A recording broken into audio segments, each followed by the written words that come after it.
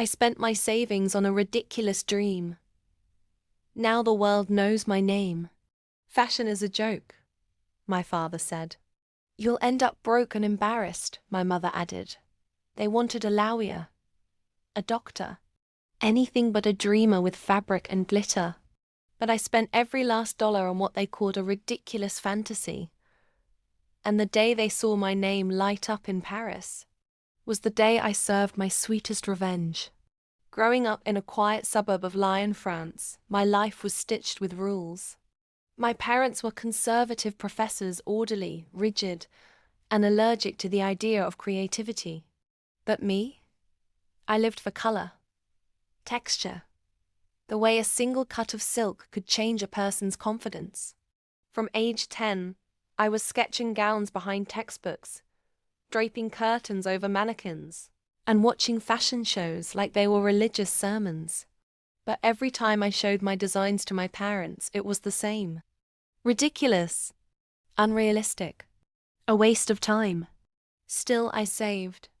Every part-time job, every side gig, every birthday check tucked away. By 23, I had enough to apply for a prestigious but expensive fashion boot camp in Milan.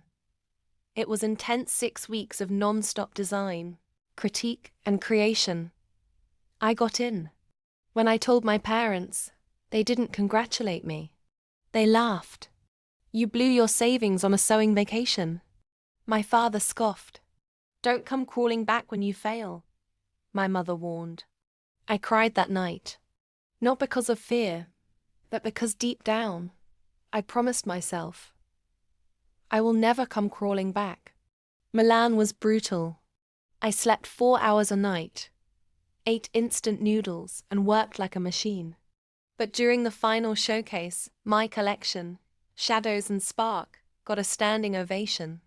One of the judges, a former Dior creative director, pulled me aside and whispered, "You don't belong in the shadows anymore." 2 weeks later, I was invited to Paris Fashion Week's Emerging Talent segment. I sold 2 gowns before the show even started.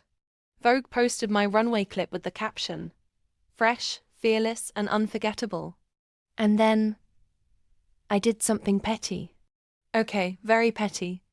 I mailed 2 front-row tickets to my parents. First class, Paris-bound. No note. They showed up, stiff and skeptical. But when my models strutted out in gowns stitched with phrases, I used to hear ridiculous, waste of time, failure, the crowd gasped. The final model wore a flowing black dress with gold embroidery on the back that read, "Watch me become everything you said I couldn't." Standing ovation. Reporters swarmed. My parents? Silent. Red-faced. Later that night, my dad looked at me and said, "I was wrong." I smiled. I know. If you've ever been told your dream is stupid, subscribe to this channel. Because this isn't just fashion. It's payback in style. New episodes drop daily filled with drama, design, and delicious revenge. Subscribe now and remember, the best glow-up is the one they said would never happen.